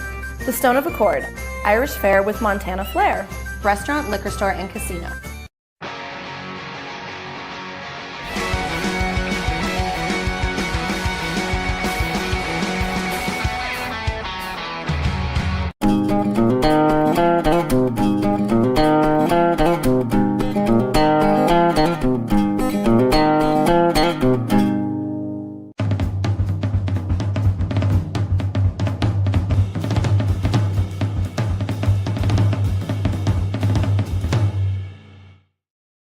Achieve through hard work as an athlete from a small town in Montana. The Troy native rose up to become an All-American safety for the Grizzlies on UM's 95 national championship team before spending time playing in the NFL. McElmurray has also used those values in his work at McElmurray Homes. Since 2003, McElmurray Homes has helped contract and subcontract some of the Garden City's finest houses. McElmurray Homes is committed to offering quality custom service, quality products, and the best prices throughout any project. And McElmurray Homes is also a proud supporter of high school athletes around the state of Montana. It's Nuanez Now on 102.9 ESPN Missoula. Watch the show statewide on SWX Montana Television. It's been a lot of fun covering Montana Grizzly lacrosse here on ESPN MT. You saw the PNCLL tournament from stem to stern in both the Division I and II brackets. And joining us now from the Montana Grizzlies lacrosse team is the longtime head coach from Grizz Lacrosse and long stick midfielder Mason Slapper, who just wrapped up a great regular season. He's chasing some Grizz history in terms of career ground balls, also a 4-time all-conference selection. What a accomplishment for Slapper. The Grizzlies, for the 5th consecutive year, are headed to the National Championship Tournament next week in Richmond, Virginia, as the 7 seed will be taking on the number 10 seed Rhode Island, the Rams, from over there on the East Coast in Richmond. It will be a 11 a.m. face-off next Monday, local time, here in Montana, recording this on a Thursday afternoon. You can watch it at 1 p.m. next week if you're on the East Coast, but 11 o'clock here in Montana. The Grizzlies getting ready for their run at Nationals. Guys, congratulations on another fantastic year. 12 wins. Yeah, it's incredible, and thanks for having us, Jeff. Yeah, absolutely. Thank you for having us. It's been a good year. Now, that PNCLL tournament ended in kind of a rough way, losing to the College of Idaho, a very good team, ranked in the top 5 nationally. You dug yourselves a hole, 7-goal deficit, but you got right on the precipice of a huge comeback, falling by just 1 at 13-12. Maybe walk us through that final game. Well, it started off fantastic. We went up 3-0, and knowing that it's a good team, that you're going to have to, you can't win the game in the first 5 minutes. And they showed that they were, and they went on a good run there. And there was some issues with just kind of personnel matchups that they exploited. And I think but what this team's shown all year is that they've got grit. And they've never really backed down. We've been in tough positions before, and it's a really hard thing to do. The fact that we were able to come down from a 7-goal deficit in the last 17 minutes of the game, very impressive. And I think part of that has to do with kind of how we're playing the game, but also all the accolades are owed to these guys. I mean, they're the ones on the field doing it, and they do. They don't. They get backed into a corner, but they don't break, and they continue to fight, and they continue to push, and show that they can be in any game and beat anyone. So I think, at the end of that game, the College of Idaho is not feeling good about walking away, how they walked away from it. Yeah, absolutely. To echo kind of what Tucker was talking about, I've been with a lot of these guys for 4 years now, and one thing I've never seen any of these guys do is give up on a game, give up during a practice. And that's something that I think has stayed with us through these 4 years, and something that's really defined this team and just our mindset and our attitude towards games and tough competition this year. So I'm looking forward to seeing what we can do moving forward. Now, Tucker, I see a big list in front of you. It hasn't just been Mason Slapper, who's been fantastic on this Grizz lacrosse team, finishing with a record of 12-4. Maybe touch on some of the other guys that have also performed so well this season. A lot of them we've mentioned here on this show. Yeah, a lot of the names will be familiar if you pay any attention to Grizz lacrosse. But they announced the all-conference teams, first, second, and honorable mention, and we had 11 guys get all-conference honors. Couple of guys, Reese Barron, Sully Kroger, Brandon Reeser, Nate Gendro, Reese McIntosh, Owen Graves, Mason Slapper, Alex Wider, Alex Heck, Jake Aarons, Joey Kortner. Joey was actually our goalie, was the defensive player of the year and also the league MVP. But when I look at this list, I mean, it's really an honor for all of these guys, but it's not just them. I mean, there's a lot of names on here that I think are missing, but there's a limited number of spots to give them out. But, we've got some great offensive guys represented, but where we really shined is all three of our starting D, starting LSM, and 2 short stick D mids and our goalie all getting mentioned here. And that's one thing that we've kind of built this team around, knowing that what our strength is our defense. And that's really been, we've kept teams to under 8 goals a game on average, which is a tremendous feat to do. That's really been the backbone of the team. And it's cool to see those guys get honored. And really kind of how we just built the team was from the back forward, is like, let's be good at this. We know we're going to struggle in some areas. We've kind of struggled at the face-off and possessions, but we've been able to, hold on to games, stay in, because we've got trust and faith in a very strong defense that's going to continue to give us opportunities. And you've seen that kind of throughout the year where, we know we're going to go down or we're going to be, at a disadvantage early, but as the game goes on, we're going to wear teams down and break them down, which is why I think you've seen us come back in the second half of games a lot, is because how physical and tough we've been defensively. And it's hard for teams over the course of 60 minutes. And then so we've worn them down. And that really has been the strategy all year, is, by the second half of the game, the offense is getting more opportunities to score goals and put points on the board, which is why you see, really our bursts of offensive production coming in the second half, because we've worn them down so much in the first and we're getting more opportunities. And I think that's a great place to be. I'd rather be scoring at the end of the game than not. Yeah, absolutely. As Tugger said, I think our defense is extremely capable. There's not a single weak link on there. And as a unit, when we're playing our best, I think we're the best defense in the MCLA Division II, and there's no doubt about that when you're watching the film. Mason Slapper and Tucker Sargent from Montana Grizzly Lacrosse with us here on ESPN Radio. Grizzlax is headed to the National Championship Tournament for the 5th straight year and 11th time in their program history as the 7th seed of a 16-team field, taking on Rhode Island next week in Richmond, Virginia at 11 a.m. local time here in Montana. Now, this has been a special run for this group. This team in the last 5 years of this program has reached as high as the national semifinals, the 5th year they've been to nationals, and you yourself will be your 4th straight trip. Thinking back to when you were thinking about coming to Grizz Lacrosse out of Lake Oswego, Oregon, if someone were to tell you that you would enjoy all this success, how do you think you would have reacted? I think I would have been pretty excited. Coming in, it was coming off that season where they made it to the national semifinals, so I was hoping that, we'd see some similar success, and especially that first year I came in, we had a stacked roster, and we were on top of the world. As, the last 4 years have played out, we've continued to have some very successful seasons, fallen short a couple times in the national tournament. We're hoping to obviously change that this year, but, I couldn't be happier with my decision to come play for the Grizz. Just the balance of life, lacrosse, school, everything that I've wanted to do and accomplish in my last 4 years here.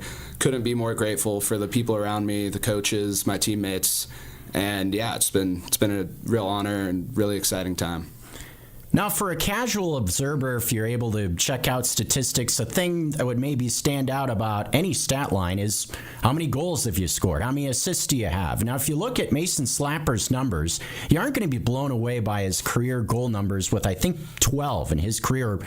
Yes, 12 goals in his career, but Tucker maybe touch on the position of long stick midfielder or defense. He's played both throughout the course of his career, and why what Mason has done over his career, why is it so special, and what makes his job so important? Well, I mean, his primary job has been to play defense, and he's done that at a very high level the entire time, and that's really what it's about.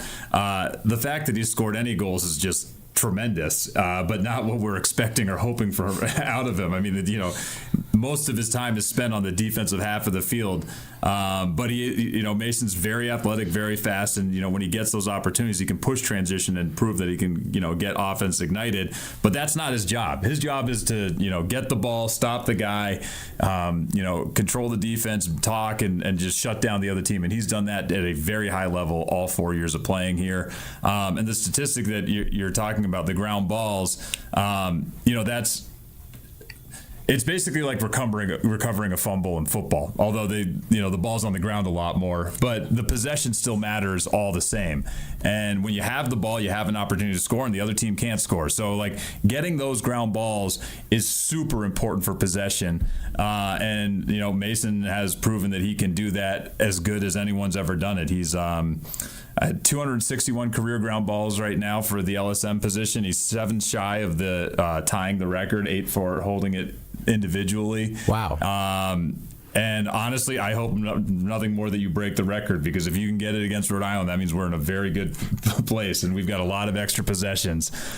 So I think everyone's rooting for him to do it, and it's absolutely within his grasp, and it's a pretty cool thing to get to your career and actually be able to be fighting for an all-time record.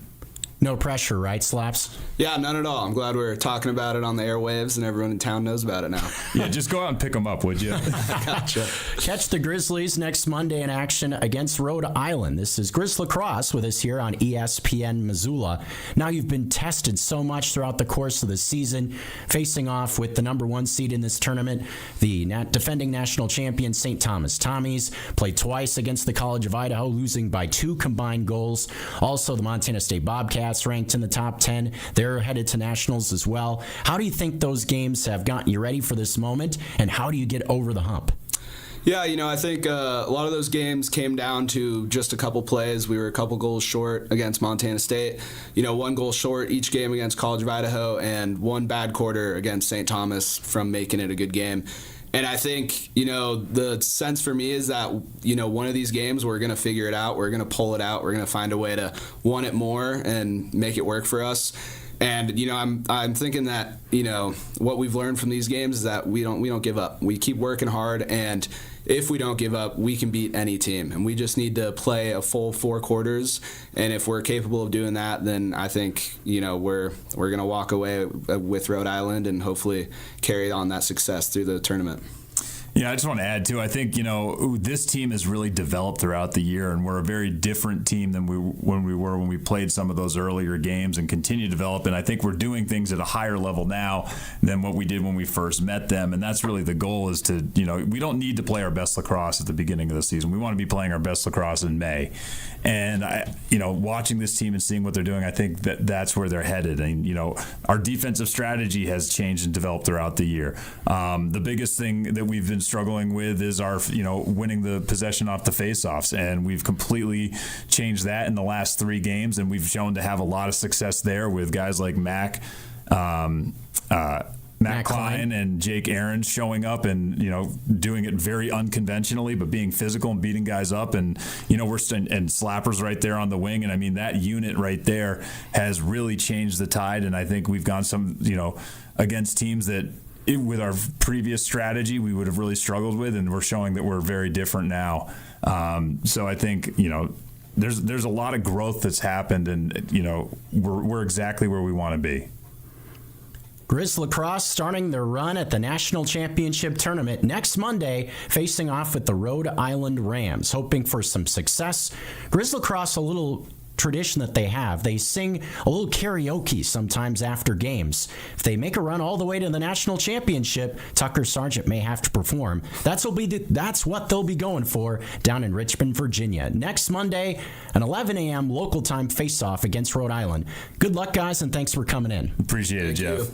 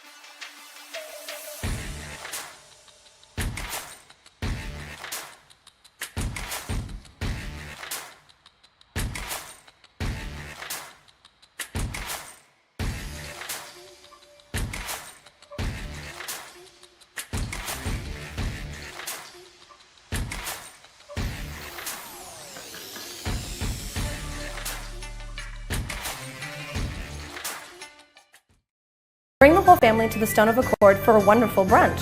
From traditional comfort food to eclectic specials, there's something for everyone to enjoy. And it wouldn't be a proper Missoula brunch without an Irish coffee and a mimosa. The Stone of Accord, Irish fare with Montana flair. Restaurant, liquor store, and casino. At the Stone of Accord, we use the freshest ingredients to create our homemade traditional Irish classics, fresh salads, and creative specials. Come enjoy our warm, family-friendly atmosphere. The Stone of Accord, Irish fare with Montana flair. Restaurant, liquor store, and casino. Access to Montana's great backyard is the best part of being a Grizzly. At the University of Montana, our classrooms are the mountain peaks, river valleys, and never-ending plains of the Big Sky Country. We provide students with the hands-on training to protect and enjoy hunting, conservation, and stewardship. launches the careers of outdoor leaders so that they can protect our traditions and ensure they are passed down for future generations. Because what's made in Montana is remaking the world. Why would any business let you use their product and give you 365 days of reassurance? Mattress Firm does because they believe in their mattresses. Save on top brands like Nectar, Tempur-Pedic, Beautyrest, Serta, Stearns & Foster, and others. Mattress Firm carries $149 mattresses all the way up to the luxury Purple Rejuvenate Premier. 0% in payments as low as $39 a month, along with 365 days of reassurance. See why Mattress Firm is Montana's best place to find the sleep you deserve. Mattress Firm, where it's easy.